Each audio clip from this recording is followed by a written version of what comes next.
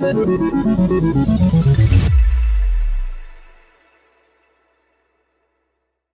friends, I'm Les Mood, your host. Welcome to the Destination for Innovation series brought to you by the City of Bakersfield and Green Tech Network. Today we're in downtown Bakersfield at the Greater Bakersfield Chamber of Commerce with a special guest, Janelle. Welcome to the show. Thank you so much, Les. I'm happy to join you.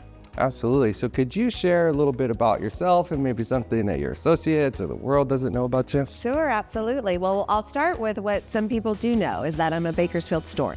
I went to Bakersfield High School, Go Drillers, Bakersfield College, and from there to CSUB. Through that, I found my way into media and working in, our local TV news stations with an opportunity to really share the good news about a business, a brand, or cause. It became my niche to try and help the underdog. And I loved being able to help some of those nonprofits or especially small business who don't have that $100,000 or $1 million ad budget get the media attention they deserve. So we would tell their story, we would talk about their events, and through that it rolled into serving as spokesperson with Children's Miracle Network, growing that program for Memorial Hospital, and it led to me also being a patient of that hospital. I had all three of my babies there, so that's a fun fact. And then it rolled into, opportunities of my own PR business, which then became an opportunity to really serve our community in a new way through ADAKC and on the board, and then last as executive director. Speaking of stories, and where would you point that your journey began looking back? Yeah, specifically, it really happened while I was still in high school, being just inspired by opportunities of media. In Bakersfield, we're really rare there. Is that in the media market, they might count us as 130, something like that these days. But our backyard's LA, that's top two, So I was really moved by those opportunities. And so in college, I interned. And through that, I was able to find opportunities to get in the door and, prove myself. And I was even offered many jobs prior to graduating. And so that was quite the careful dance of, okay, not yet. I will be graduating and then we'll see what comes. So it's an amazing community when you seek out who's, in a different field. And if that really resonates with you, reach out because we really are open. Mm-hmm. Speaking of, being, stepping in and being here for 90 days, what does that look like on a day-to-day? Yeah, thank you. So I really feel the community chose me for this role. It wasn't originally on my radar. I received a call, to join in on this opportunity for President and CEO. And as I continue, I want to honor the legacy of this chamber. It's 1920. This building was built. We recently had a wonderful meeting and interview with Chris Frank. She helped build this building and has quite the legacy here. And many different mentors through the years, including Cindy Pollard, who's a dear friend of mine as well. Nick Ortiz, who was last officially in the role, served for, 8+ years as well. So there's a wonderful legacy. And I think now moving forward, my hope is that we can honor that legacy. We can look at what we're doing as we move forward as a community post-pandemic. Many businesses are still recovering, still finding their way forward, and, offer members a better way to connect. Let's connect, let's collaborate, and let's create a better Bakersfield together. Absolutely. Those words ring, with me very well. Connect, collaborate, great. That's why we're here. Thank you for being here, by the way. In terms of, you mentioned the pandemic. There's been a lot of challenges just in the last few years. Could you point to some challenges you've witnessed in your career and some triumphs associated with them? Sure. Well, for one, I at the time was executive director for ADAKC. That's an adult day program. So it's licensed by the state of California, and on a local level, we're governed by a board. So in that unknown time, yes, technically, we probably could have stayed open as essential workforce, but not knowing what was to come, we made the decision to close. 9 months closed meant $500,000 lost, in our payroll. But then also, how do we just still show up? And so at that time, what I encouraged our entire team to do is that we can't control where we are with COVID. Every day, if you were following the county, remember the color codes and what code are we today? And we would receive pins, the information of the day. I would just say, okay, look, we can't control any of that, but we can control how we show up. So we're going to focus on how we show up for our clients, how we show up for our caregivers. And I think during that time, really becoming a center beyond our walls. So we, like many people, reimagined our roles and became those that taught our caregivers how to, go on Zoom, delivering activity kits, checking in. We even offered curbside drive up for lunches. So for me personally, in that time, I was digging deep into a toolbox of personal development I had been using for the last 5 years. I mean, I'm a geek when it comes to, a conference from Brenda Burchard or, when there's opportunities to connect with professionals in LA and in our own backyard. But I was digging deep during that time to really implement what I could. And that was Zoom at first. We all were starting to learn how to do that. But I think beyond what we see post-pandemic is just the understanding that we have changed as a community. We are not the same prior to COVID. And I think we have to honor that too, is that we can be better. We can learn from this. We can find our resilience, but honor the fact that we are a different community post-pandemic. Mm-hmm. Yeah, great examples and struggles and triumphs that you've shared. In terms of, advice for maybe the community or the world or those who are watching, would you like to share some? Well, in my role with Greater Bakersfield Chamber, what I hope to see is that connection, right? I love seeing a small business matchmake with a business that's been around for a while, or entrepreneurs, their spirit being able to connect with others. So that connection, and when it's genuine, we just hosted and brought back Coffee with the Chamber, really just an easy way to casually get to know each other, but understand there are many benefits to chamber membership. And so what I would hope for our community is that we continue to be our best storytellers. Oftentimes there's a narrative that goes around Bakersfield that could be negative, and it's more coming from the inside than outside. We assume it's outside. It's not. We have to tell our own best stories. There's amazing work being done here. We feed and fuel the world.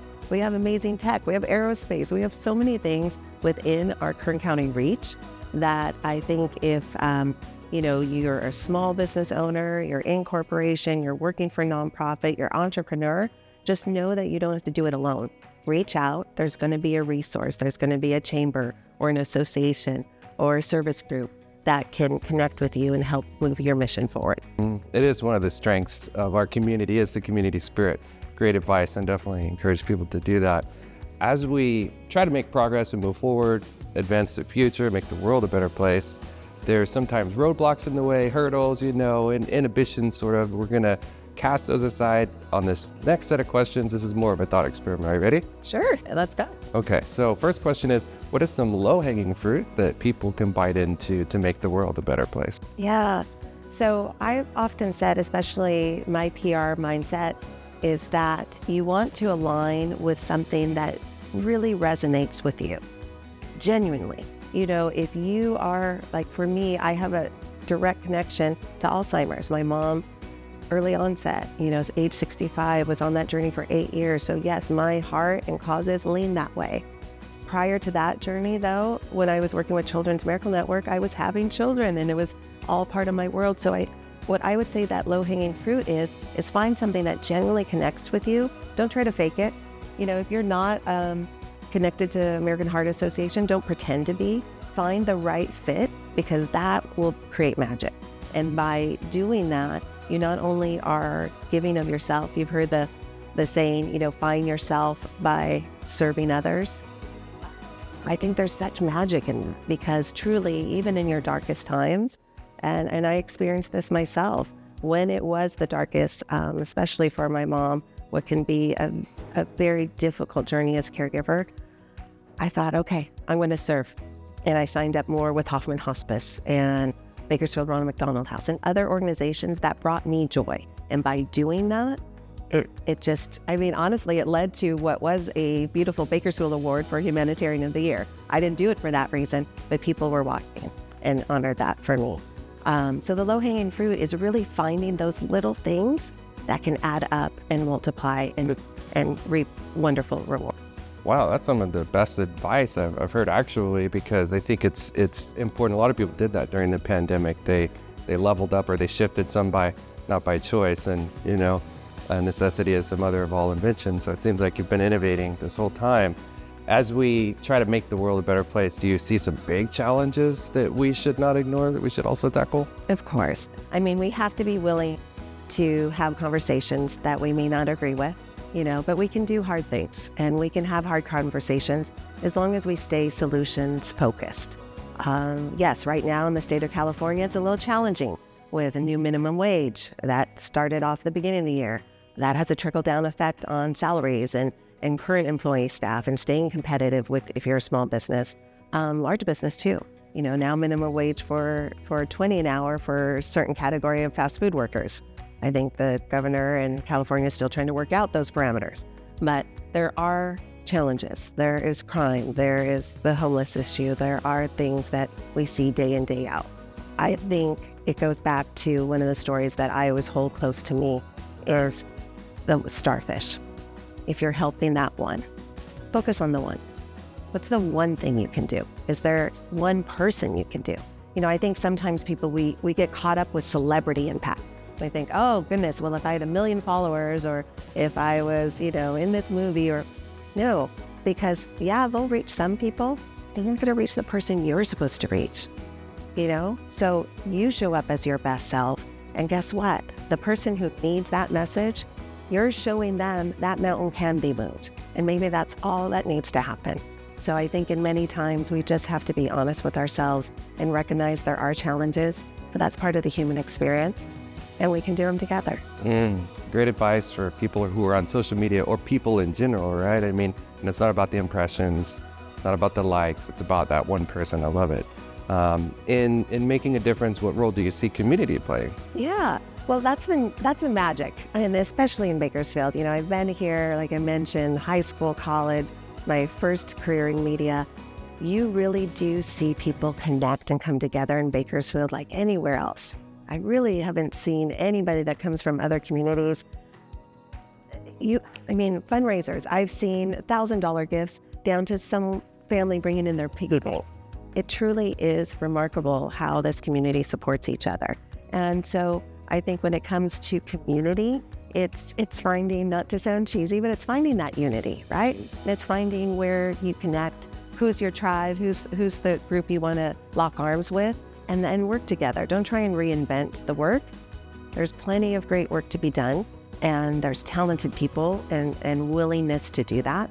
But to come to any project or any challenge or any opportunity with an open heart and an open mind. Absolutely. And in terms of your legacy and what you're doing on a day-to-day now and in the future, what would you like to see happen as a result of all of your efforts? Thank you. Well, I've shared with some close friends that really what came down to it in accepting this opportunity for the chamber for me was the advice I was giving my daughters. I was telling them, magic happens outside of your comfort zone. Don't be afraid to try new things. What's meant for you won't miss you. And so I'm telling my college-age daughters all this information. And I'm like, I've got to do that myself. So my legacy as I go through life in this role, but just in life, I hope is that kindness is not a weakness, it can be your superpower. And with kindness comes discipline, comes the willingness to listen, the willingness to challenge yourself. But I hope my legacy is that of encouraging others to be their best selves, because I truly believe we rise by lifting others. And that's how I try to live. Well, you're in the perfect position to be doing that now and continue your legacy on that. And, we're here, I'm from the energy industry and electric vehicles as well. So this particular question is more energy related, and you have a lot of members that are in the energy industry. So I'm curious your perspective. We're hosting right now as we speak, right? Yeah. Our chamber. That's part of membership is you get to use these rooms. So we have current energy here today. Absolutely. So many dialogues happening, which is really key. In your view, from an energy transition, evolution perspective, is it possible for it to be inclusive? And if so, how? Yeah, well, I think it's important too. And I reference being a geek for professional development. I love tech and I love where we're going and I want to learn new things. I hope every day I'm learning something new. My 12-year-old often teaches me something new. But I think we have to be open to both. It's not one or the other. We have to learn from the legacy of what fossil fuels have provided and what continue to fuel the world, and what if, what can be. I don't think we can shut out one or the other, because truly you've got to learn from, that's what history is. You learn from the past, right? And there's brilliant minds out there doing really cool stuff. So can we marry that? Is there hybrid? Is there somewhere in the middle to meet as we grow? I don't think you can just do one or the other focused and just say, I'm only this or I'm only that. I truly feel that it's a marriage of both, and being willing to look at both sides of how that fuels the world and how we feel, just every day. I drive all around town. I used to joke that I was Uber mom, because you really have to pick up kids, drop off kids, go, all these things. So what does that look like for the average family? Gas pricing, vehicles that are available. I'm buying another car soon for my middle daughter, all those things. So my advice to that, it's a little long-winded, but I really believe that there is a place in the middle to me for both. Yeah, I think you say it well. I like to call our friends in the community energy veterans, right? We have a lot to learn from our energy veterans, and I think you say it well, and you're doing a good job on that. And, in terms of Bakersfield itself, what is your view on it being such a, wonderful place for innovation? Why is it the destination for innovation? Well, I think anyone who's traveled here, who is new to Bakersfield, knows that we're just a couple hours, to mountains, to the ocean, to, deserts. I mean, not too long if we want to drive to Vegas. My goodness, the reach that's around our footprint just really allows so much opportunity. And that's what makes Bakersfield so unique as well. And just recognizing too that there is still, in a sense, that just that small town feel in what has become quite a big city. Mm-hmm. Yeah, I couldn't agree more. And bringing people together like you're doing is really making a big difference. I appreciate that. Thanks for taking the time to speak with us and share all the good work you're doing. Thank you so much. I appreciate the work you're doing. Let's continue to share these good stories. Absolutely. Okay. And thank you for joining us on the Destination for Innovation. That is it for this 36 episode series. So stay tuned and we will see you soon.